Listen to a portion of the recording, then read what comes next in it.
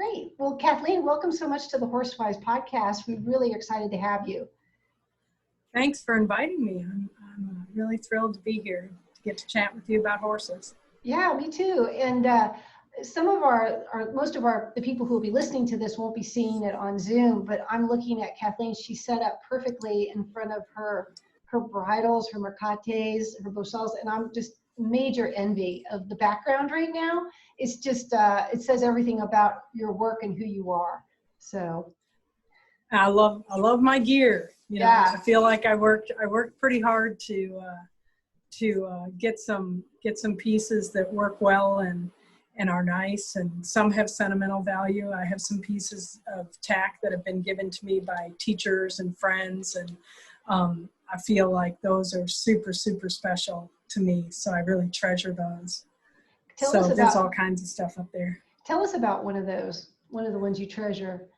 Well, a really fun one is I had some friends that I wintered with for a while, and I was pretty young and naive when I started working with them, and they introduced me in good part to Ray Hunt, Peter Campbell, and the work of the Ray Hunt School, and we would ride together a lot. And so It was really fun. It was kind of being on summer vacation all winter long, and I worked some too, but really I just kind of screwed around with my friends with horses. And my friend said to me one day, he said, I was riding this big off the track thoroughbred I had, and he said, Kathleen, you ever just kind of let that horse go on a loose rein? And I was like, well, he needs me to help him stay soft and, to help him find his feet and, to stay in a good shape. And, I kind of want to be there if he needs me. And, so he kind of turned around back in the saddle, and he was kind of like, yeah, okay, all right, that's cool. And a couple of years later, I continued to winter there. And a couple of years later, when you condense the story, it isn't as funny. But a couple of years later, I said to him, did you ever notice that these reins on these English bridles aren't long enough to give these bigger horses a decent release? And he laughed, he just laughed, and he said, come here a second.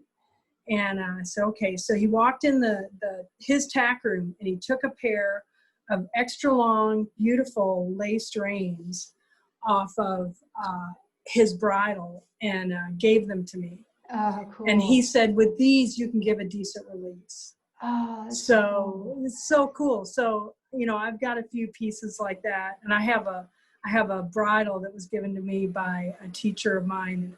And he said, well, it's a little girly for me.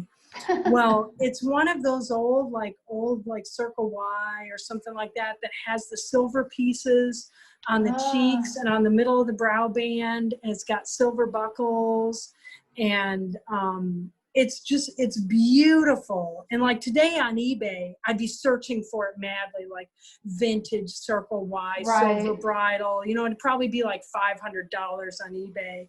And it's just this beautiful bridle. And I take meticulous care of it because I'm like, it's already really old. And what if it cracks? Oh my gosh, So it's just super cool. I really love that stuff.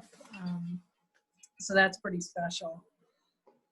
The gear can kind of be sort of a chronicle of kind of the journey of learning, right? So each piece is special. Each piece came from a teacher, or it was just came along at that stage of development, maybe where you got a piece for a horse. And who's that in the frame with you? Is that a barn cat? Oh, this is Sassy.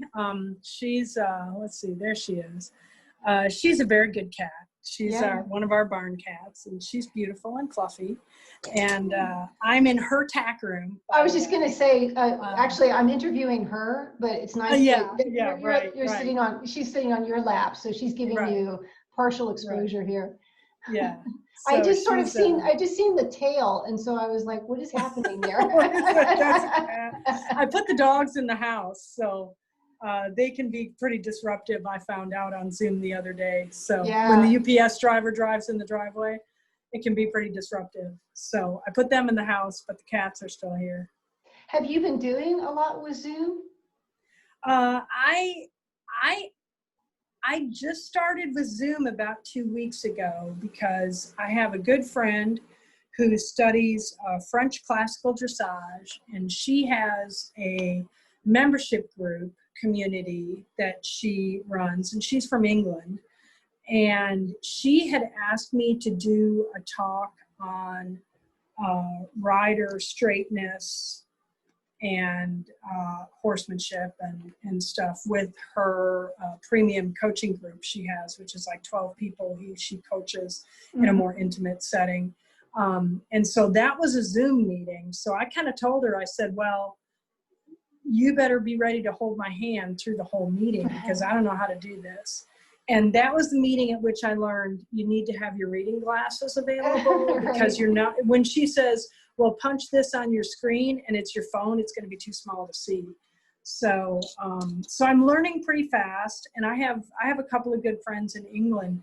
So I figured out that through Zoom, we can talk to each other for free. Yeah. Duh. Hello. So it's been actually a pretty huge way for me to stay in touch with some good friends of mine. So yeah. I'm always resistant to new technologies because I'm just very easily intimidated by them. And I feel like where technology is concerned, I know just enough how to be dangerous. Right. I can get myself into trouble, but I can't necessarily get myself out. And so I tend to be pretty resistant to technology, but Zoom has been a really good way for me to do some of these things. You know, I have found that like sometimes technology and horsemanship is kind of not blended together well, just in the sense that sometimes people are so focused on, I want to take that perfect Instagram shot of myself having a moment with the horse rather than just having a moment with the horse, or they get a little caught up in chronicling something instead of just being in the moment and being able to just be aware of what's going on subtly beneath the surface. The bottom line is when we stop and take a photo at that time, we've left the classroom a little bit. Right, you're taking yourself out. You're taking yourself out. But what's been kind of cool about the pandemic is that now as a teaching tool, I think it's brought a lot of people to horsemanship in a different way, just as a teaching tool. So it's been kind of interesting, a little bit ironic, that twist on it. I've taught and coached using online tools for a while now, and I find it really personal and useful, but I've been hesitant to take it bigger, and now it just seems like it's pretty straightforward.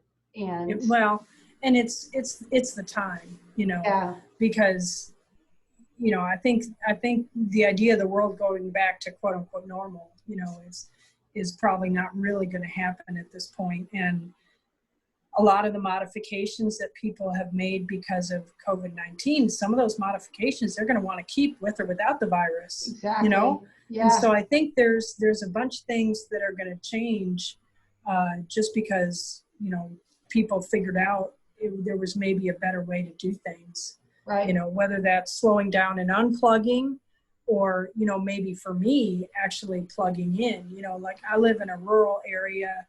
There aren't a ton of horse people around here. And because we're on the south side of Atlanta, most of the horse stuff goes on the north side of Atlanta, which means you have to take your horse through Atlanta, which means that 6 months of the year you're not going to do that, because if you get stuck in traffic and it's 95 degrees with 95% humidity, you could cook your horse in the trailer, in no time flat. So, we don't have access to a lot of horsey type stuff. Where we're at, because we're pretty rural.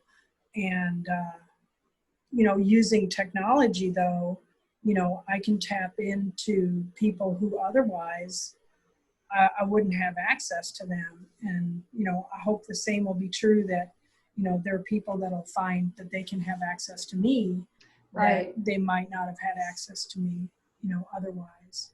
So I think there's going to be a lot of good stuff that comes out of it where horse people are concerned, because we kind of get set in our ways of how we do things, and in the horsemanship business, we've kind of chosen this, quote unquote clinic as our main learning vehicle. And I was just lucky. I am just lucky that I've been the kind of person who can learn in a clinic setting, because I'm a self-starter, I'm a self-study. I can hear something and it will spark a question in me, and then I can do a month of research on that, and I'll read the stuff and look it up and Google this and talk to this person and that person. Well, but most people aren't going to have the time to do that. And so I've been the kind of person who really benefits from having done clinics for a long time. But I know there's a lot of people for whom a clinic is not a good setting for them. You know, they're either too shy, or they're too scared, or it's too much for their horse, or it's too far away, or it's too much money, or it's too big a commitment, or whatever it is. You know, they don't want to ride in front of people. And so I think, you know, us instructors, we're going to be able to use this technology to probably do people more good than ever, you know, through this technology. And it's going to have its limitations for sure, but you know, everything has its limitations. And so does the clinic format too, as you just described. So doors open and doors close at the same time. So it's just kind of focusing on the open doors, I think. And you had said that, you know, because of this technology, hopefully more people would have access to you who wouldn't have in the past, which seems like a really great opening to ask you, who are you? Like, tell us about your background. I mean, I know who you are, but for some of my listeners, you know, we have listeners in 50 states and like 50 countries now. Wow. And in case they haven't heard of you or they want to know why I have you here, just give us some of the things about your background that you think are important, just kind of short and fun. So I am a writer, a photographer, a horsemanship coach, a lifelong student of the horse, and a farm wife is basically my job description. And I grew up riding hunter jumper show horses, and I thought that's what I was going to do all my life. And when I was 28 years old, I had a stroke, which is uncommon. And they never did figure out why or where it was a clot that lodged in my brain. So I lost the use of the left side of my body. And when that happened, I obviously lost the ability I had developed to fight and intimidate horses, which was kind of what we did. I mean, I had the shoulders of an East German swimmer from pulling on horses all day. You know, my mom had to make my riding jackets because I didn't fit into off-the-rack riding jackets. She had to make the shoulders bigger, the chest smaller, the sleeves longer, the skirt longer. So anyway, so she was very sweet, and she made my riding jackets from scratch. And so, you know, the people I grew up with were doing what they had been taught, and I really enjoyed it. I may have enjoyed fighting with those horses too. It's kind of hard to remember. I didn't mind it. I thought it was part of it. But I may have actually enjoyed it a little too much too. So I had a stroke. I didn't want to quit. I thought about it. I had to choose. So I decided I was going to keep going, whatever that meant. I was going to keep going and keep horses in my life. So I moved out to Colorado and moved in with my aunt and uncle out there because I couldn't drive myself.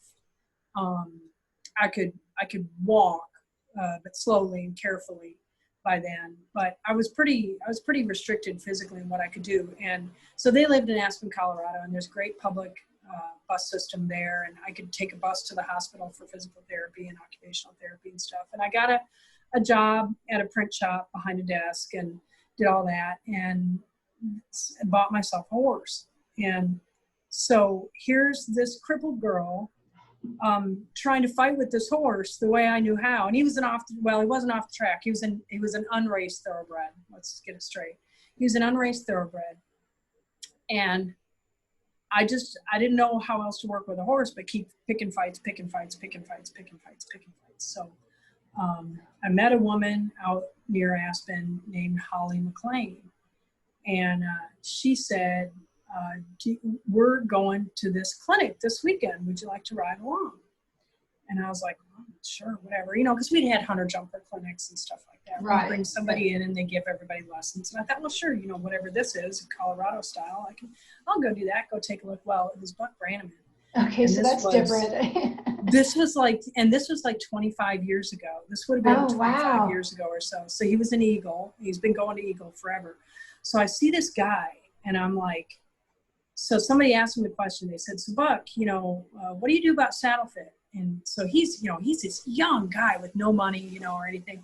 And he says, well, I got that saddle over there, and then I got myself a thick saddle pad, and I got myself a thin saddle pad. Yep. And at the time I thought, oh my God, this guy doesn't know anything about saddle fit, Well, guess what I have in my tack room now? I got a couple of saddles and some saddle pads, But I was coming from the hunter jumper world where you got your wither pad and you got your bounce pad and you got your sheepskin pad and you got your liner pad and you got your this and your that and your, shim pad and all this stuff. And oh Lord. So anyway, so we watched Buck Brannaman that day, and I had just never seen anything like it. And that's when he was still riding the colts and the colt starting himself. Oh, wow. And I'd never seen anything like that before in my life. And I guess that's the day I figured out there was more going on out there than just what was going on in the hunter-jumper world than I knew. Like I knew there was dressage and there was eventing, but I didn't know there was like stuff other than that. Right. So it was pretty earth-shattering. And from there, I started kind of looking at stuff and experimenting with some people and some things and some ideas. And I took some lessons with some people that my friend Holly McLean was friends with, and got to do that thing. I'm sure everybody can relate, where I was able to, so one of these guys, David Carswell, he's from Kauai, Hawaii. I felt comfortable enough with him. I was like, David, can you show me how you guys bridle a horse? Because I'm getting the idea I don't know how to bridle a horse. Well, I was a professional.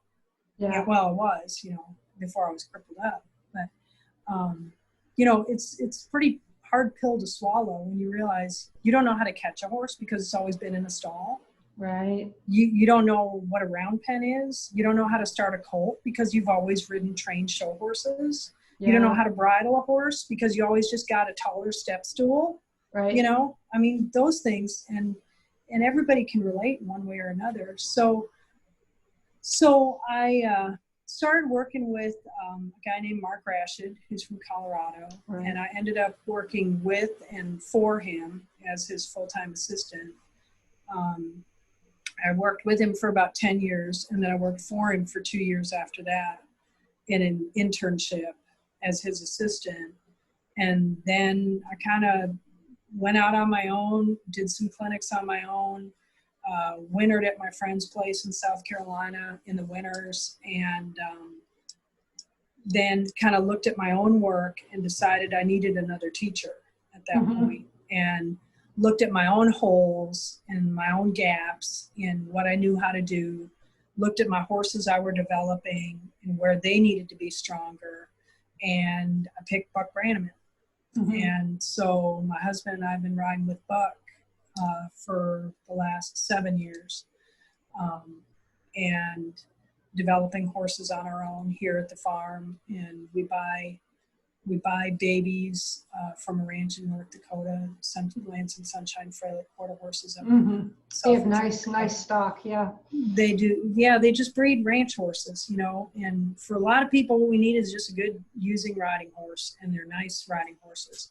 So we buy babies from them, and we've got this whole petri dish here, where we're just bringing these horses along and letting them tell us how we're doing in our work. We've got cows here, we've got horses, dogs, cats, and so we use our horses in our cattle operation as much as we can, and we raise commercial cattle for the beef business. We sell beef locally, pasture-raised beef locally, that's ethically produced and has been worked off horses, not four-wheelers. And it's the lifestyle we want to live, and my husband has lived on this farm. He's the 5th generation to live on this farm. Wow. His family. So it was a post-Civil War cotton farm. So we'd very much like for this farm to continue through our generation, and hopefully the generations to follow.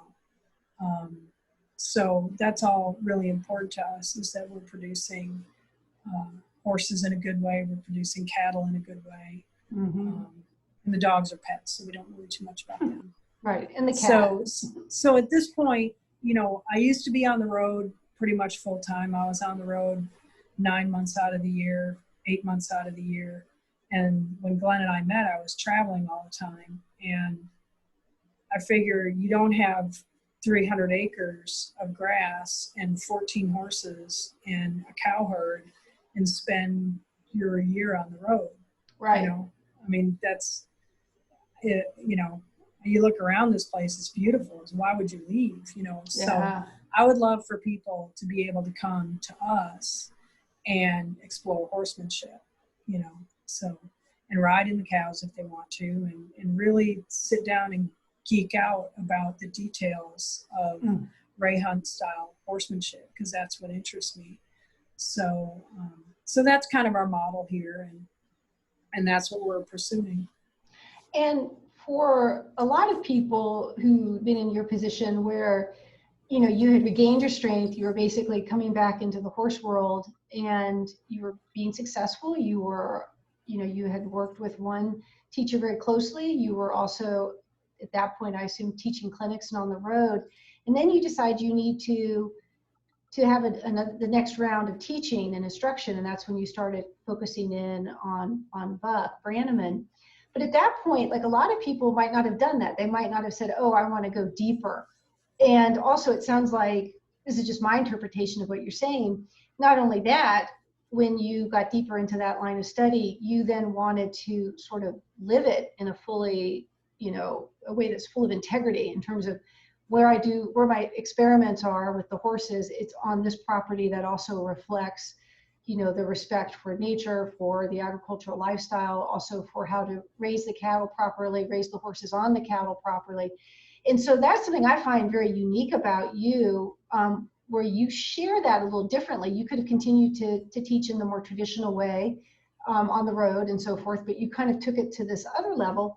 And then also, because you're a good writer and a good communicator, which isn't always automatic. You know, a lot of teachers are great teachers in person, but they aren't always articulate with the written word. I think it seems to speak to your analytical approach. There's something about that. So there's a question in there somewhere in that whole long paragraph I just gave you. But I think you know what I'm trying to say, which is, why did you go that direction as opposed to just continuing to maybe increase your student load and stay more on that kind of path? I think that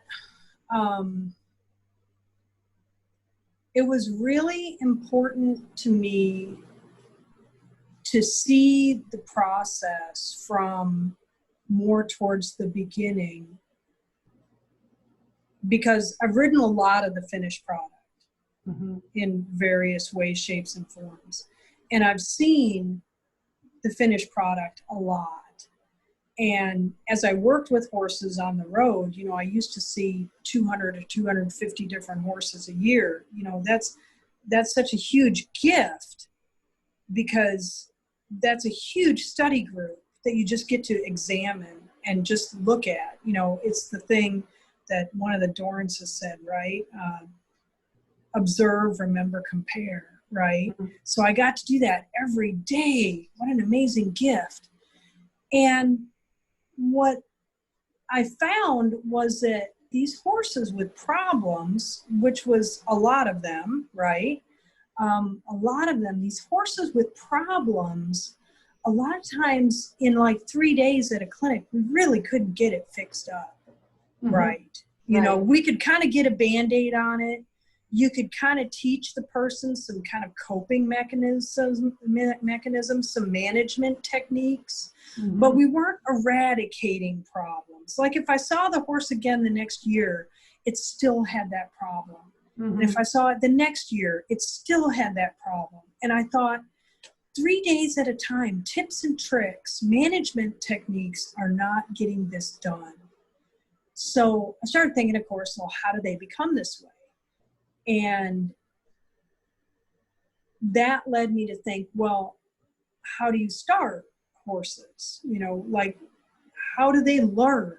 How do they learn good, bad, or indifferent? How do they learn what they have learned? Because obviously these horses have learned these things, whether it's to rear or to jump a jump pretty or to spin or to kick somebody every time they pop up in their blind spot or whatever it is. This is something they've learned and experienced. So how do they learn this stuff? So that's when I decided to start looking into getting some babies and just go. I mean, I'd been in horses for 35 years. I figured, you know, no time like the present to go ahead and make some from scratch, you know. Right. I still don't feel qualified to do it, but you know, they're my horses and I'm responsible for them. So it's not a, you know, it's not the job somebody else would do, but it's a job I would do. And so that's when I started to figure out where these grown-up horses were getting in trouble. Was it happened way back then, right? So something was skipped, something was installed a little wonky to begin with, something was presented in a very frightening or confusing way. And the first time you present something to a horse, we always used to say, you know, I have all these friends and mentors and teachers, and everybody's kind of got their isms, right? And I have a friend who would always say, what's at the bottom of that horse? What's at the bottom of that horse? So when you take all the whipped cream and all the frosting and everything off that horse, what is at the bottom of that horse? Fear, anxiety, and confusion. That's, now we can put a lot of lipstick on that pig, right? But that horse, that little tight spot in that horse is a poisonous, cancerous thing that runs through everything he does.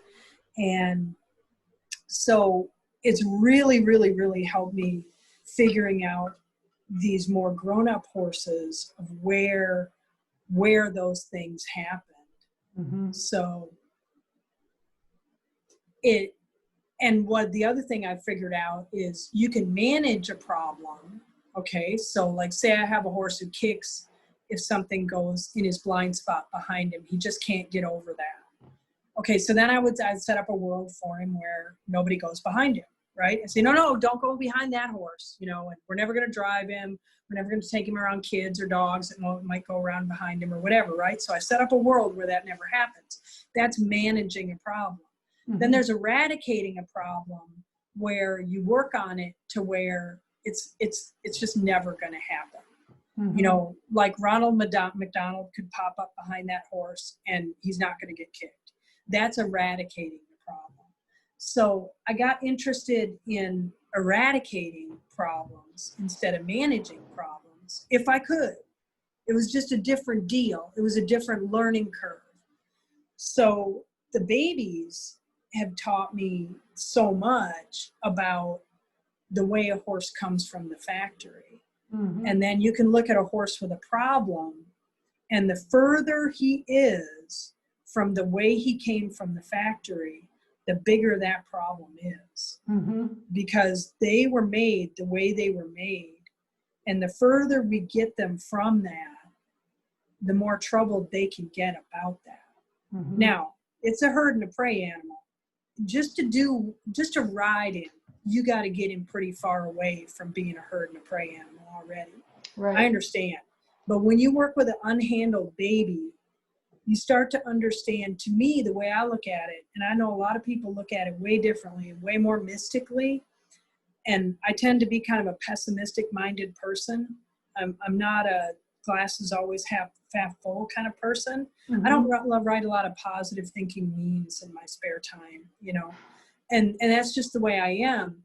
But what I see in these unhandled babies and unhandled grown-up horses too is how much you have to take away from them to get them to live in this world that we insist they live in. I don't see it as something we're giving them. I see it as the things we are taking away from them. So when you reach out to touch an unhandled horse and you just see the skin on his whole body get 3 sizes smaller, like not just under where your hand is going to touch, his whole entire body down to his cornet bands, his whole skin just shrinks up. And you know in his mind he's got the silent scream going on, no, right? And and you're touching him the best way you know how and the nicest way you know how, but that horse is kind of saying, hey, you know, there was nothing wrong with me the way I was. Right. You know, there was nothing wrong with me before you came along. I didn't need to get in a trailer and come to your house, you know, and not be feral anymore. I was fine. You know, it rained on me. I ate, I slept, I walked around. It's pretty Right. good. Yeah. You know, Feral was working for me. Yeah. feral works for horses pretty well. You know, it's just when we got to trim their feet and do veterinary work and, you know, all that stuff that feral doesn't work that well. Right.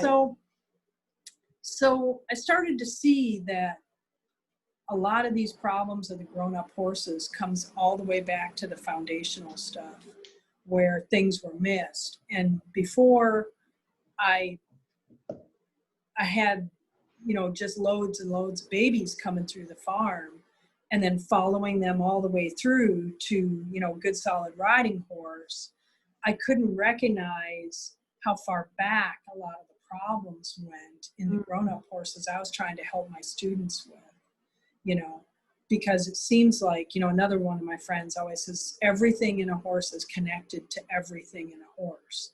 So a horse doesn't just have one problem. Right. You know, it's like people say, well, he's a really nice horse except for, and I'm like, Right. yeah, okay. You know, oh, he's fine with everything except, well, not really, because it's connected to something. You just haven't figured it out yet, but it's connected to something. The accept is what's at the bottom of the horse. Right. Basically. Yeah. Right. So really, really, really interesting stuff. And bringing young horses along is a huge exercise in critiquing your own work because they only know what you tell them.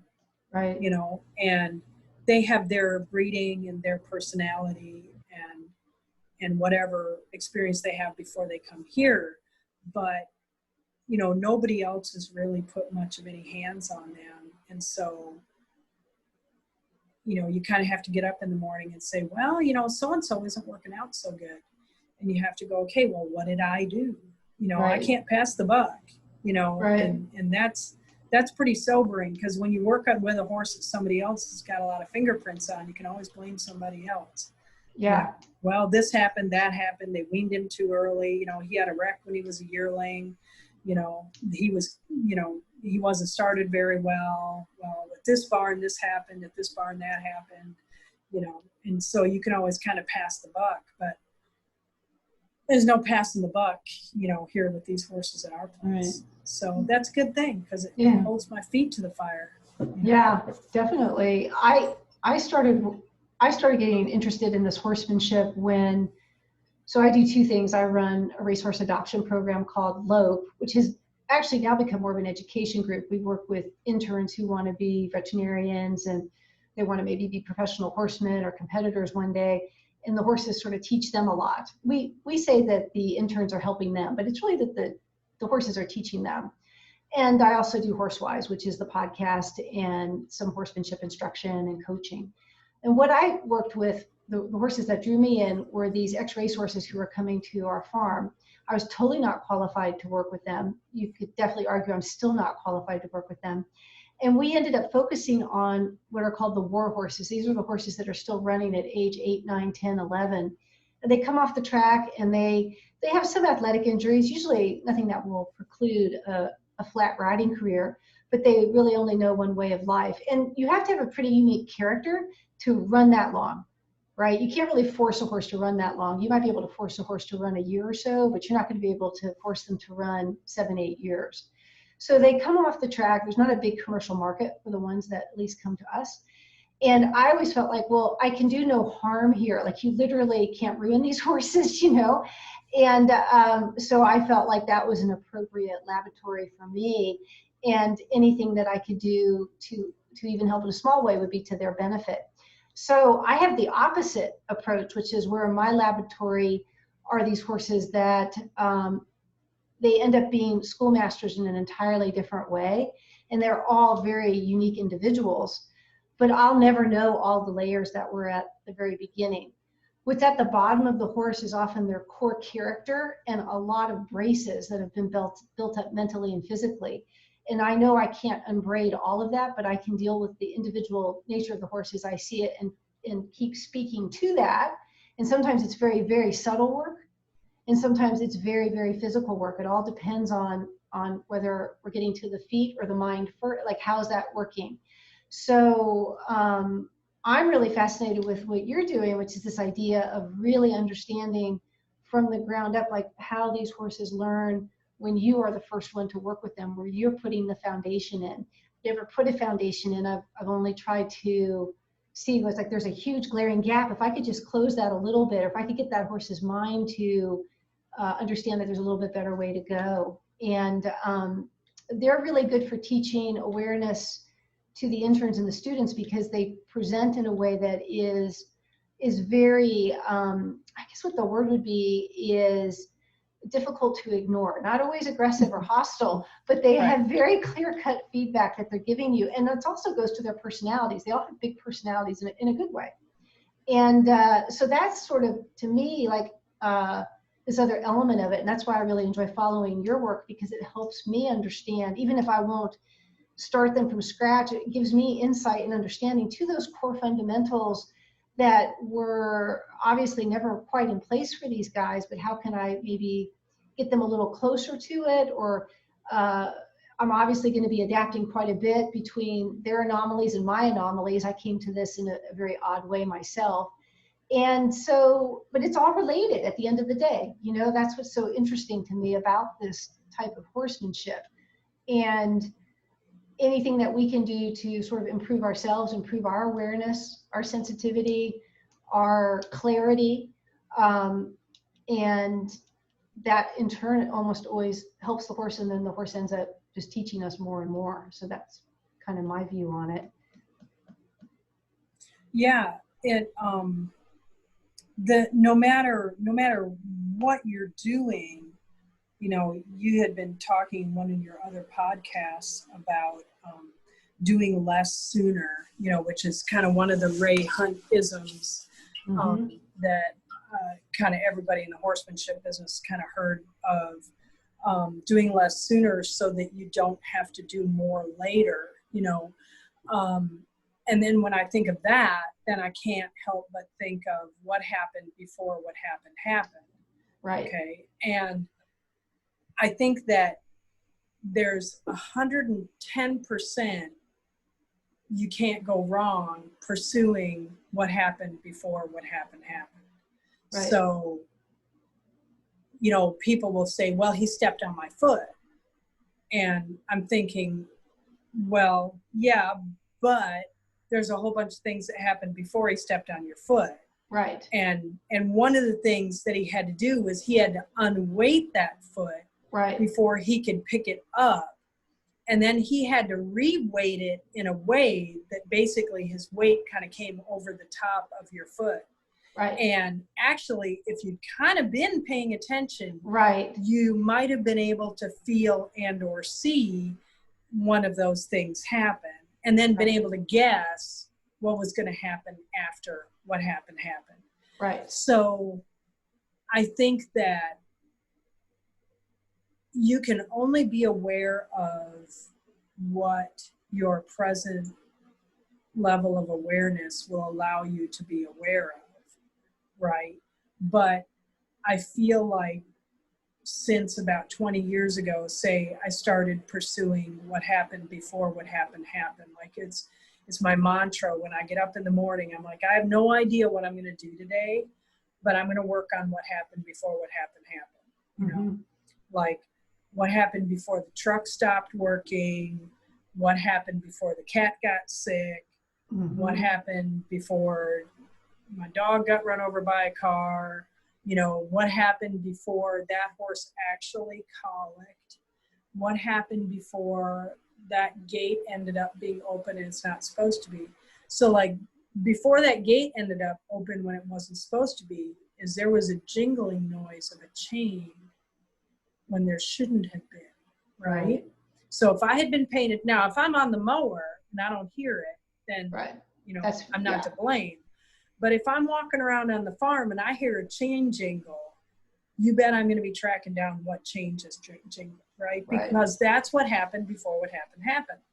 So, you know, just like before the horse got bunched up and got really, really bothered, something happened before that. Now, I may not be able to feel it today, what he did before he bunched up, but maybe tomorrow I can feel what he did before he bunched up. And then I can be even a little earlier. And the earlier I am, then the less I can do and make a difference. Whereas the later I am, if I'm really late on the uptake, you know, it's the veterinary example. The further into that colic that horse is, the more you're going to have to do to save him. Right. The earlier you are, you know, maybe he's just going to become a Banamine junkie, you know, for a day or two, and then he's going to be okay, you know. But it's that thing where you can do less sooner or more later, you know, and our goal is to get good at what happened before what happened so that we can do less sooner. And, you know, there's things happen all the time to me that I think, man, that was out of the blue. And I think, wait, no. It was just outside of your current awareness. But you know what? Tomorrow's another day. Right. We can try again tomorrow.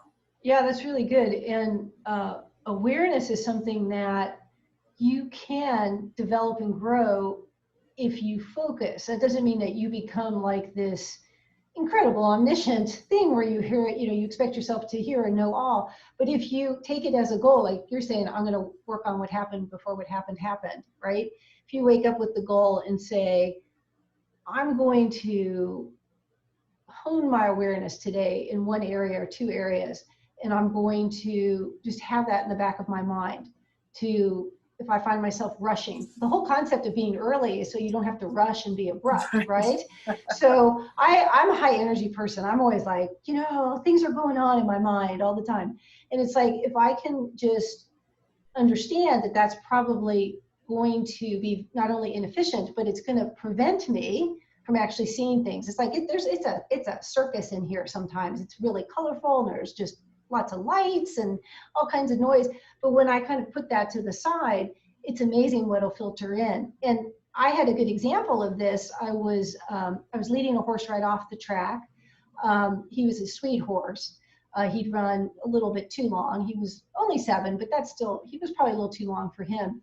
And we've been just taking him up to the main arena. He could see some horses that were in lessons at this barn, just kind of letting him see the world a little bit, doing some very mild groundwork and then putting him back up. So that work was this very simple thing. He was still a little stiff from the track, so it was not the type of situation where I'm like, I'm going to work you through something. I'm just going to expose you a little bit, kind of get to know you a little bit.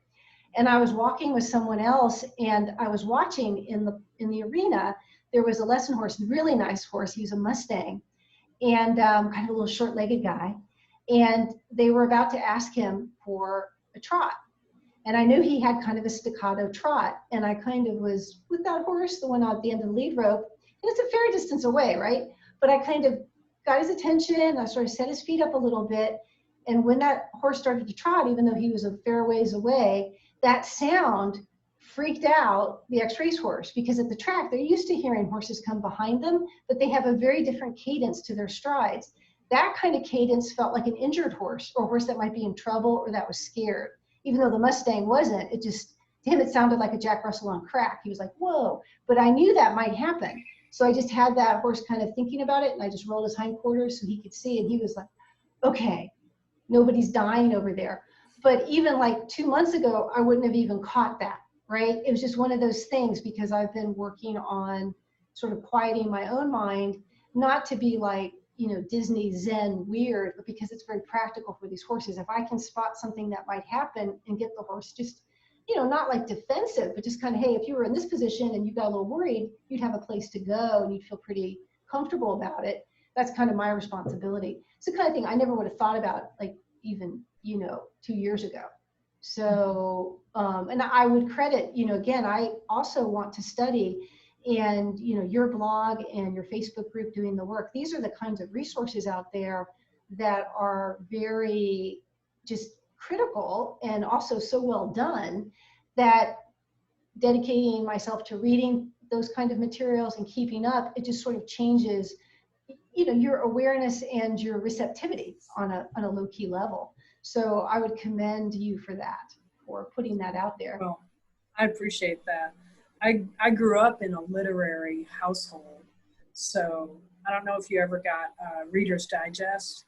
It used to Oh, come every month. Remember Reader's Digest? yeah, I think so. I feel like that was like my parents had that. Yeah, I feel like that. Yeah. So there was a one-page deal in Reader's Digest that was called "It Pays to Enrich Your Word Power." And what it was a list of these kind of obscure words and what they meant. And every month when Reader's Digest came, my mom would sit me down at the kitchen table and she would read "It Pays to Enrich Your Word Power" to me. Oh, cool. And my mom was a huge reader. And so I grew up around books. And when I did go back to college, which I did right before the stroke. So the stroke kind of derailed my horse career, but it also derailed my college career. I was pulling a 4.0 average at a private Catholic university outside of Milwaukee, Wisconsin, in English with a minor in communications, which was like mass communications media at that time. So as an English major, I find the blog kind of format works for me because it's introduction, body, and conclusion. Right. And I can do that, you know, and I'm familiar with that. It's kind of like writing a paper. And I always really enjoyed that part of school. It's funny, I'm a slow reader. So when we had to read David Copperfield in school, I think it's like 800 pages or 700 some odd pages. I had to figure out how I was going to do it with the way I read. And what I did, and I hope none of my professors ever know this, was I read every other page. Oh, wow. So I cut the book in half by reading every other page. Because then I figured I could still go and pull quotes out of it when I had to write a paper, incorporate it into a paper and stuff like that. But which you can't necessarily do from the Cliff Notes. No. So I read every other page of David Copperfield, I confess. But I did study a little bit about how to read and how to write. And so I used to do a newsletter when I was on the road all the time. I did a newsletter through MailChimp or something where I would write a short, like couple hundred words about whatever subject. And it was my way of there'd be the newsletter and then my clinic schedule and whatever advertisement I wanted to kind of put with it.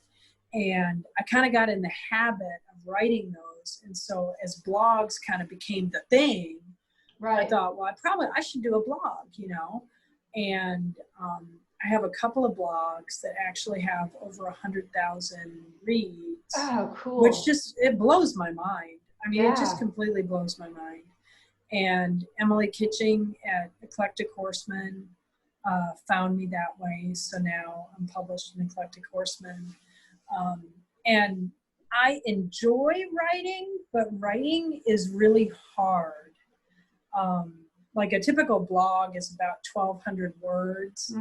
And at about 800 words, I'm exhausted. Even if they have just flowed into the computer, you know, I'm just typing, and the ideas are coming and it's coming together and it's all organized and I'm not having to rearrange it or anything.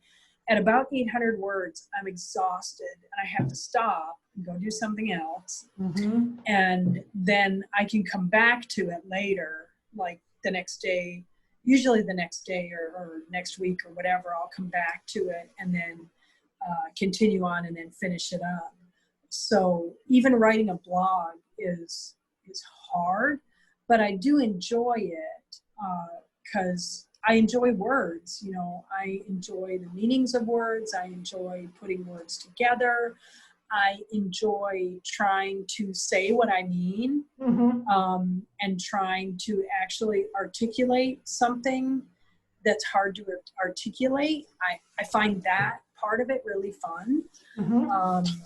So I enjoy that part of it. And I know that there are people who like to read and they like to reread and then they like to read something and then take it and think about it for a while. And so I'm one of those people who still orders hard books because it's hard for me to read on a computer screen for a long period of time, because I like books. I just like books. So there's some people out there for whom the written is really augments their horsemanship study.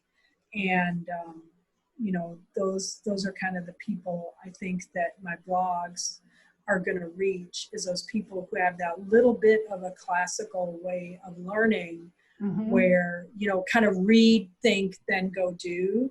And I tend to write about concepts, not techniques anyway. Which is much better. So I like that, because then no matter what style you ride, no matter what breed of horse you have, or what country you're in, or whatever, if it applies to you, it applies to you in some way, you know.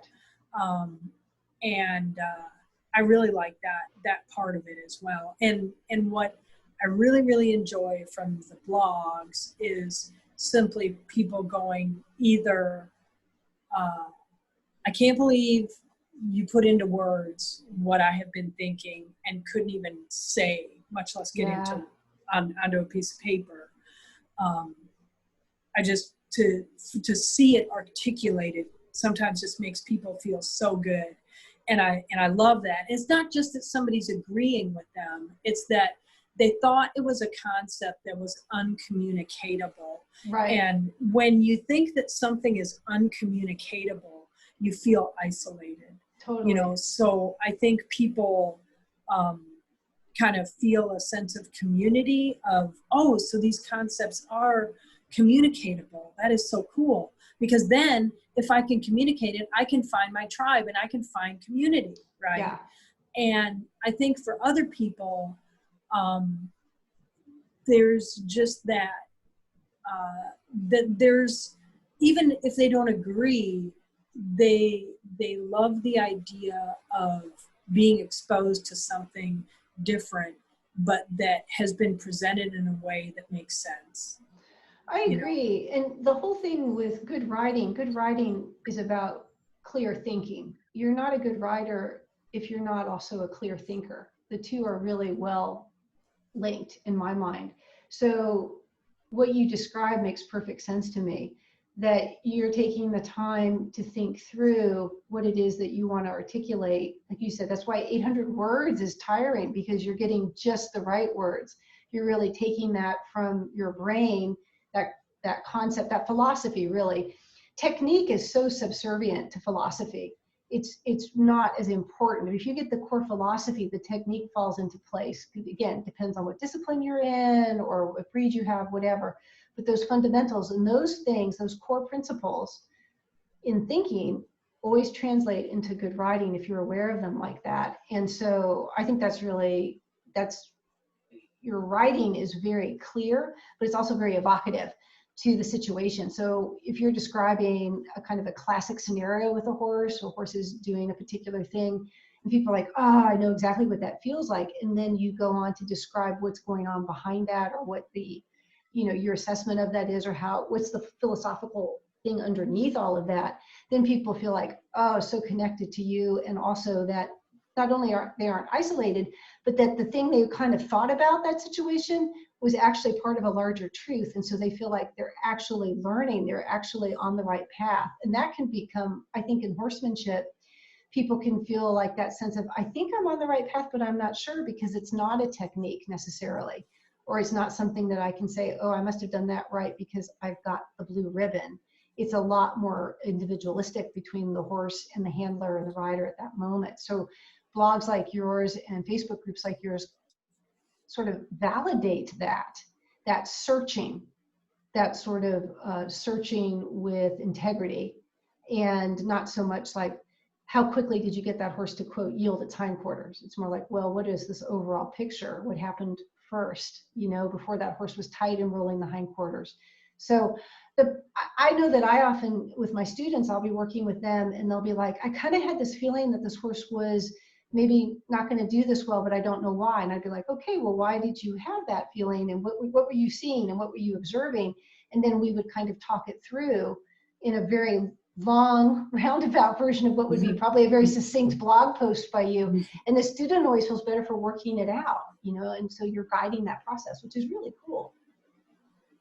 Well, and I think today, you know, one of the issues we have in horsemanship today is that people actually have too many choices. Mm-hmm. You know, we are a species that, although we love choice and we think it's so important to our individualism and our freedom and our blah, blah, blah, blah, blah, all this stuff, at the end of the day, most human beings are paralyzed by choice. Mm-hmm. You know, we are just absolutely paralyzed by choice. And I feel like if horse people could decide on philosophies, Mm-hmm. right, rather than trainer loyalties or discipline loyalties or breed loyalties, all these loyalties, and, you know, say I'm a quarter horse loyalist, right? Okay. Then any trainer who's approved by the AQHA, then I'm going to say, well, I'm a quarter horse loyalist, so I'm willing to train with anybody who the AQHA puts a stamp of approval on. Well, okay, then I better, you see, if I'm not working off of a philosophy, Right. I can quite easily go the wrong direction. Super easily. Yeah. Whereas if I can, you know, back in the day, in the old days, the really old days, when, like in the days of the magazine before Eclectic Horseman, the Trail Less Traveled days, there used to be this email discussion group, and it was one of the very first horsemanship email discussion groups anywhere in America. And so I was on that thing, and I watched it and watched it and watched it and watched it. And the big thing was clinic reports back then. And so it was a lot of clinic reports. People would go to a clinic and they would report everything. It would be pages and pages and pages and pages. Everything that happened, everything that was said, everything that was done. And nobody does those anymore. I guess we're kind of over those. But the other thing, there used to be discussions about guru worship. And it was seen as a bad thing. Yeah. So this is just as the horsemanship world was picking clinics as our chosen method of learning. In the early days, there was this kind of academic question of was guru loyalty going to create problems with our learning? And nobody ever talks about that anymore either. There's all these, just like we don't talk about a horse filling in anymore. That's an old term. We don't talk about anthropomorphizing. These are all words. See, this is my page to enrich your word power from Reader's Digest. These are words that I learned from the Trail Less Traveled before it was Eclectic Horseman. And these are words I learned in the horsemanship world. Right. That are no longer used. You know, we kind of over it. We're past it. We don't talk about these things anymore. But there were these questions about guru worship, and therefore there's this discussion of, well, if you then pick a philosophy, then you have several teachers to choose from, right? And you're going to choose maybe a teacher whose teaching style works best for you, or whose schedule suits you, or that you have access to, or whatever.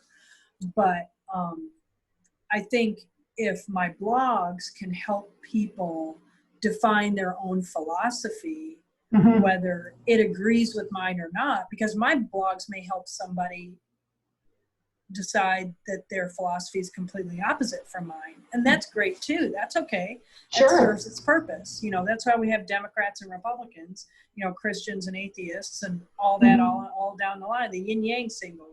Right. You know, you need opposites in the world to kind of make the world go round. So I think that the blogs have been really useful for exposing people to concepts rather than techniques. Yeah.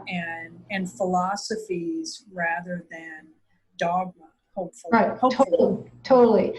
Well, and I'm big on philosophical foundations and approaches versus techniques, because I saw a lot of ex racehorses go into a variety of homes, a variety of disciplines, all of that. And one of the things I discovered that was really interesting early on was that sometimes a less experienced owner who had a good feel would do so much better than a professional trainer who you would think automatically that's got to be the better person. And it got down to these core principles. A lot of the horses that I worked with off the track, they were so used to being rushed all the time. And sometimes a professional trainer who's making their living in, producing jumpers or eventers, they would inadvertently be rushing too. Because I thought that's how you get the job done. And then the horse would actually not do as well, even though it's an X-race horse and it should be good with going fast. So I always found that really interesting. And this is when I had no background. Like I said, I had really absolutely no authority or business doing that, but that's how these things work out, right? But because I didn't come from a particular training discipline or even any kind of professional background, all I knew how to do when I would work with the horses as well, I'm just like, well, this is what the horse seems to be telling me with his body language. Or, maybe someone else would be, making this horse go through jumps, but I feel like this horse needs to go slow right now, or maybe we need to work on some little thing. That horse seems to be learning something. Or this horse, he needs to go fast, like he doesn't want to do things slowly. He's a quick learner. So I need to do something with more variety for this horse. I don't know what that is, but I'm going to figure it out in the moment, because he's saying he needs something a little more challenging, a little more interesting. Not necessarily a hot horse, but just a horse. So because I had that approach, I was able, I think, to maybe just discern some things, because I was outside of that professional world. I was outside of judging it that way. And then as I started to learn more about, hey, there's actually a whole school of thought behind this, I was very drawn to that, as opposed to more of a guru thing or a technique thing. I saw a lot of nice horses with nice trainers who the technique just didn't fit them.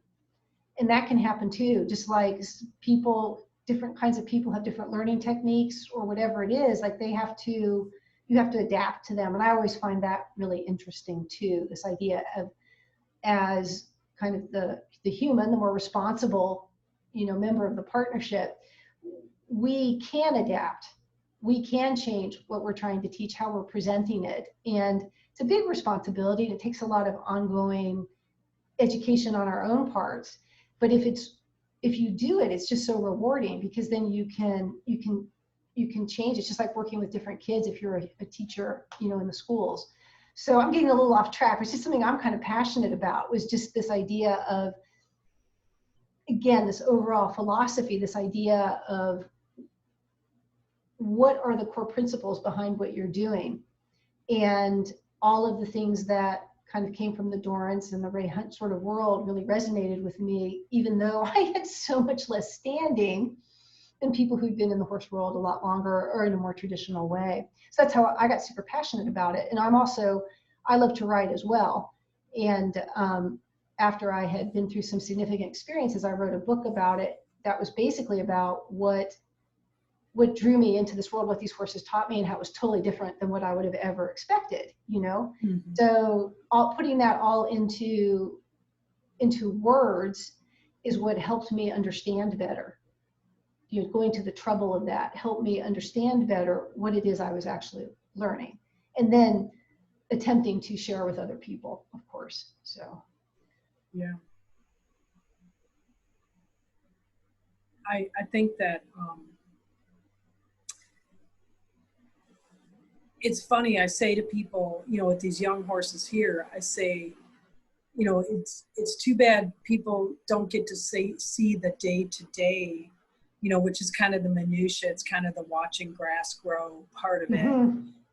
And because our goal is to end up with a whole bunch of horses that look exactly the same, but each one of them is going to get there a different way. Right. And that's the that's the interesting part of it, because I think one of the things that professional horse people probably think about is, oh, well, I could never work in an office because you'd have to do the same thing every day, right? And we don't necessarily see that actually a lot of us do a lot of doing the same things over and over again, and a lot of the same techniques, a lot of the same ideas. You're doing the same thing over and over again. And, you know, like as many times as I put a lariat on a horse's foot and picked it up, you know, until he stops kicking, and then put it down, and then pick it up until he stops kicking and put it down. But every time I do that, it's actually different, because each one of those horses is kicking in a different way. And some of them don't kick until the third or fourth time you pick up their feet with the rope, 3 or 4 days into it, and then the kick comes out. You're like, well, no wonder the trimmer hasn't mentioned anything, because he's never there long enough for the horse to get started on it, right? But wait until you try to shoe him. That's when it's going to come out, because he's going to have to keep that, the farrier's going to keep at it longer. Right. So I think, you know, I'm trying to produce a uniform product, a uniform thing. And the hat trick is that in order to do that, I have to be willing to do it a way I've never done it before. Right. Any day of the week, any given day, I can need to do it different than I've ever done it, you know? So this year we got 4 yearling colts from the Freliks up in North Dakota. And one of them cut his leg 3 days before he was going to ship. And it was just the skin. He didn't get the tendon or anything, but it was a lot of skin, you know, I mean, it was a lot of skin to grow back. And so I doctored it for about 2 months. I was wrapping it, hosing it, and wrapping it. And we were trying different combinations of things, and it's healing, you know, it's doing the best it can. It's doing okay. And so my vet finally said, you know what, you need to bring him down to my clinic, and I need to get him in this cold saltwater spa. It's like having him stand in seawater, you know? And I'm like, oh my gosh, you know, so this is a range baby. He's barely basically halter broke, right? And every time we mess with him, we mess with his leg. And so he's not into it. You know, I'm having him wear a breakaway halter just so I can get him caught up, because when I was putting the halter on and off, it was kind of becoming its own thing. Right. And I thought, you know what, I'll just put a breakaway on him, and then I can just walk up to him and rub on him and just gently to get a hold of him. You know, it'll be way better. So anyway, so I was like, okay, well, let's give him the best chance possible, right? So I've never taught a barely halter broke range baby how to go in a saltwater spa. So basically it's a box about the size of a single stall in a straight load horse trailer. Wow. And they walk into it, they close it, they seal it, and he can stick his head out over the gate in the front, and it's the top of it is open over the top of the horse. And then water comes up through holes in the rubber mats on the floor. Oh, geez. And then it's like a hot tub. It bubbles. Wow. Right? And it's cold. It's like 34 degrees or something. It's cold. And it comes, you know, and for him, they adjusted it lower so it wouldn't go up to his belly, but it goes up over their knees. Wow. And so I thought, oh dear God, you know, wow, okay. So, and they did drug him the first couple times they did it, but, and they do with the grown-up horses too, because it's a pretty freaky thing for them to have happen. But I thought, well, now I'm doing something I've never done before. It's kind of like trailer loading, but not really. Right. You know, I have no real way to prepare him for it. So I'm kind of making this up as I go along. And my vet said he did really, really, really well. They gave him a little bit of tranquilizer the first 2 times, and then he was able to do it without any tranquilizer. So he did really well. But, you know, that's the kind of stuff that's really interesting to me, because then all you and the horse have to go off of is the feel you're offering each other. And the additional challenge is I have to do it in a way that it's going to transfer to other people very quickly. Right. It can't be, that horse cannot be dependent on me personally. Right. And that's really important to me because I don't want to create one person horses. Right. I know that there are one person horses out there. I don't want to be responsible for creating them. And that to me is an added challenge. So I knew that that colt was not going to be handled with the same feel that I offered him, and I needed him to be able to live through it. Right. And with as little damage right. To his feel right. as possible. I have a mare here who's basically a feral broodmare, and I've always thought, you know, I could get her so that she's good with me, but what happens if I'm not here? Right. And I'm the only person who can catch her, and right. something happens, you know, I can't have her only be good with me. Right. That feel has to be able to transfer somehow within reason. Right. For basic safety. Basic safety sake. Yeah. Well, and I've got to be able to explain to her, hey, here's this guy who's perfectly nice. He's going to trim your feet, and he's not me because I don't trim feet. Right. You know, and then here's this guy who's going to give you your shots and take your blood for your Coggins, and you only see him once a year, but he means you no harm, even though he's going to pinprick you. Right. So that to me is a really pragmatic thing that's also really a very complex topic at the end of the day. Is, I mean, talking about transferring feel or transferring an understanding that has behind it a completely different feel. I mean, that's asking a lot of a horse. And that's but to me, that's fascinating. Yeah, and it goes back to that concept of filling in too, where if a horse is going to be able to discern feel, or maybe if you want to get into this idea of intention, but we're basically trying to teach the horse to fill in for people who might not have obviously the same feel that you do, but they aren't coming in with any type of malintent or obvious incompetence that's setting the horse up to get in trouble. And that idea of filling in, I think, is just an incredible topic in and of itself. I wanted to tell you that we've been talking for over an hour. I don't know if you're keeping track of that. Yeah, and because of that, you know, I'm going to draw this to a close, but I would really love if we could maybe talk even just like once a month where we pick a topic, because it's obvious it's so easy to talk to you and you have so much to share. And also, it flew by for me too, and I'm the one who's the timekeeper. Like, I'm supposed to be keeping track and making sure that the guests aren't bored, and I got totally caught up in the conversation.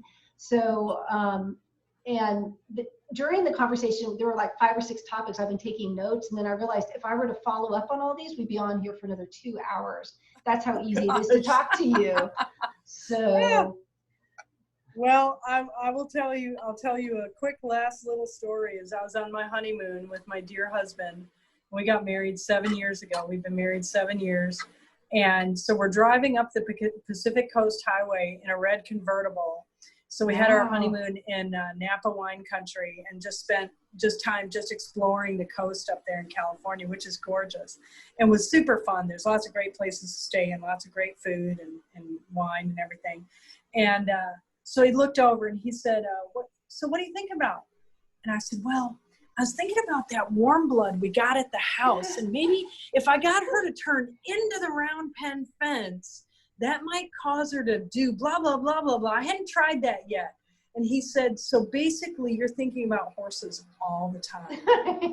And I said, now we're already married, right? We've already got He that can't all get out of done. it. Yeah. And I looked at him and I said, "Oh my God, is that a problem?" And he said, "No, it's not a problem at all." I said, "Ooh, okay, good." 'Cause, wow, that was scary for a second there. Because that's the deal. That's not changing. Yeah. No.